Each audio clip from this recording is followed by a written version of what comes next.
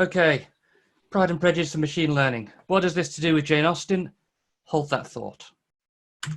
So, come on, keyboard. Yay, there we go. First, I want to talk about breakfast cereal. This, as a dad stuck inside the house for months on end, is a real pressing concern. My kids want breakfast cereal. They want it every morning without fail, otherwise bad stuff. So let's imagine for a moment that I was crazy enough to record what my kids had for breakfast every morning for a month, because who would do that? But let's say, for the sake of argument, that I wanted to go further than this. Let's say that I wanted to model this behavior of my kids and their breakfast cereal. There's a couple of things we notice from this. The first is they clearly have a slight preference for Cocoa Pops and Cheerios. And also, they're a bit faddy. They like to have a choice, stick with our choice, and then change once they're bored of it. Great, okay. So let's stick some statistics together. 9 times they went for the Weetabix, 11 for the Cocoa Pops, clearly the favourite, and 10 for the Cheerios. We can even assign some probabilities to these, 30, 36, and 33% respectively. So if I wanted to create a computer model of this behaviour that was based entirely on a random selection, you end up with something like this. So this is simply a random choice made every day. And this isn't bad. Statistically, we got about the same number of breakfast cereals of each type as we'd expect-ish. But the faddiness has gone. We've lost the structure that was underpinning. I forgot to set my timer. Someone's going to give me a warning. Oh, well, let's go crazy. So we're going to have to... We've lost the structure that underpinned the original data. They're not so faddy now. They're switching a lot more. We've lost something. Oops. We're just making this sort of choice. Forgive the terrible drawing. I'm really bad at drawing. But we're imagining a simple choice each day where there are only 3 options. Have some Cocoa Pops, have some Cheerios, or have some Weetabix. But what we actually have are 3... So we've got 3 states. And we actually have a set of choices for each state of where to go next. If today was Cocoa Pops, for example, there's 3 things we could do. We could have Cocoa Pops again the next day, we could switch to Cheerios the next day, or we could switch to Weetabix. If our choice was Weetabix, same applies. We could stay again with Weetabix or switch to one of the other 2, and again with Cheerios. We've got 3 states. All 3 of these can be the same thing again or switch each day. So if we stop looking at it in terms of a simple choice and then switch instead to looking at the transitions between the states, then what we end up with is a set of statistics like this. Weetabix became Weetabix again about 6 times, switched to Cocoa Pops once, and switched to Cheerios twice. Cocoa Pops switched back to Cocoa Pops 9 times, to Weetabix twice, and never switched to Cheerios whatsoever. Is that significant? I don't know, but it's clearly a phenomenon in this month of data. Could be if I went and did this for an entire year, because why wouldn't I? Then we might find that they will simply never switch to Cocoa Pops to Cheerios or not, who knows? But same with Cheerios. Cheerios to Cheerios 9 times. They have never switched from Cheerios to Weetabix, but they did once to Cocoa Pops. So what if we want to capture this structure and keep it random? Oh, there we go, some probabilities. We could instead look at each day as a state, start with something arbitrary like Cocoa Pops, and then use the probabilities of going from Cocoa Pops to something else to make our choice afterwards. So if we do that and run that through a computer model, we end up with something like this. This is entirely randomly generated. Now, we've got a little bit of funny switchiness at the top there, but what it means is that each day we look at, say, on day 3 there, we look at Cocoa Pops, so we look at what... Someone suggested we have a whip round to send some Frosties to my children. Any charity will be gratefully accepted, thank you. I personally prefer the Weetabix. But, so given that given the Cheerios, or whatever, we're then randomly rolling the dice based on what the probability of switching from that state to another was in the real data. And as a result, we get a random generated set of information, which is not only random, but retains that state, that structure, this faddiness, the tendency the kids have to stick with the same again and again. And probably if I'd got a whole year's worth of data, we'd actually end up with something even more realistic looking than this.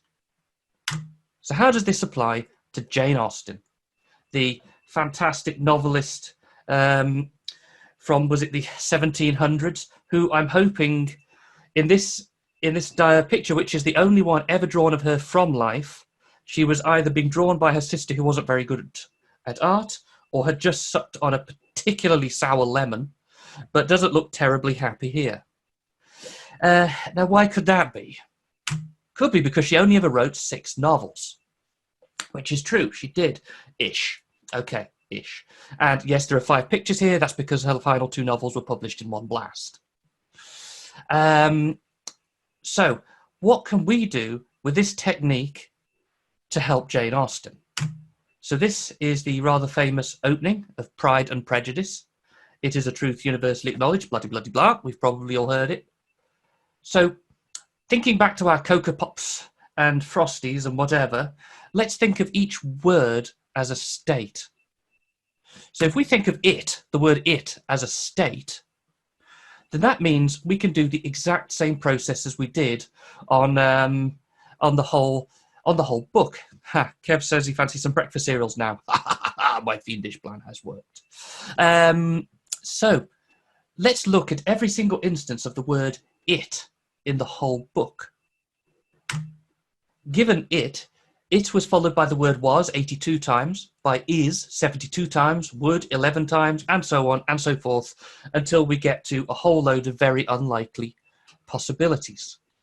So we could make a random selection, weighting it correctly based on how many times that particular next word occurred, and then make a random choice, which, given this in the attempt I made, was, because was is the most likely next word from it. And then we get 1,843 possible choices to make after was that followed it, all of which occurred only a single time, but you get the idea. Every single time we're looking at we're looking at a weighted list of probabilities of what could come next. And you end up with something like this if you go and generate it for a long time. Now this, I'm not going to sit here and read this, but this isn't bad. On the face of it, anyone looking at this would say it looks a bit like Jane Austen, but there are a few little funny problems. If you look, it gets particularly confused with punctuation. We've got dots that aren't full stop, it gets confused whether they are sentence ends or just the abbreviation for Mr. or whatever. We've got the word Bennett there floating in the middle of nowhere where it should be preceded by a Mr., stuff like that. So we can improve this a little bit by taking each 2 words as a pair and taking each 2 words as to be a state. And then you can go through the whole book compiling that sort of information. We'll take the first 2 words, it is, and then we'll go to is a, and then a truth, and so on, until we've done the whole book, and then based on these 2 word pairs, what follows next. And then you end up with something more like this, which looks an awful lot more reasonable. Now, if we have a look at this text, what you will find is, although it scans well if you don't look at it very closely, it makes absolutely no sense. But that's fine, because the point isn't really to generate a whole load of Jane Austen, as much as I would love to do that. The whole point, though, is that I have created a random stream of data which has fairly successfully preserved the underlying structure of the source data. It just so happens that it looks kind of funny as well if you ever want to read this stuff. Now, how did I do this? I'm going to fly through this bit slightly, but I can talk about this afterwards if everyone wants to talk to me. But basically, I separated out punctuation and to have a word either side. I then split on spaces, a space either side. Then split on spaces so that every word was considered a state through the whole book, including each punctuation mark as if it were a word. I replaced new lines with a little special BR character, so I knew that this was a page break, so I could take that whole thing to just be one word, so that I could correct the paragraphs in the right places. This is the code which I'm not going to dwell on a lot, but basically I'm going to single word chains and double word chains and then compiling dictionaries of them, which contain objects, which contain all the words that might follow with the weights. And then selecting that out into arrays where I've converted a word and a count into literally that word repeated that many times, so that I've got all of the possible words that might follow this particular pair of words, but with a repeat based on how likely it is, so that we can just make a random choice from this array using a simple random integer. And then blast through the whole book with as many paragraphs as we want. I'm using paragraphs as my limit for how long I go. But then you can go for as long as we like, looking at the last two words and then selecting the next from the dictionary using a random integer. Not terribly complicated. Probably took me a lot longer to write that than it would have taken for some people to write it. So what would you actually use this stuff for in the real world? Well, this is a diagram of Google's algorithm for page ranking. That is a technique, I don't think I've actually called this by its proper name, Markov chains.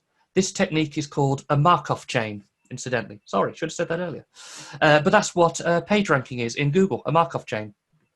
All it does is use the number of times a particular page could be arrived at, along with a lot of other very complicated things that I don't understand, to come up with a weighting, and then use that to rank things. Predictive text messaging, that's Markov chaining. Pretty much exactly the sort of thing I was doing, poor old Jane Austen. Probably a bit cleverer than I did it.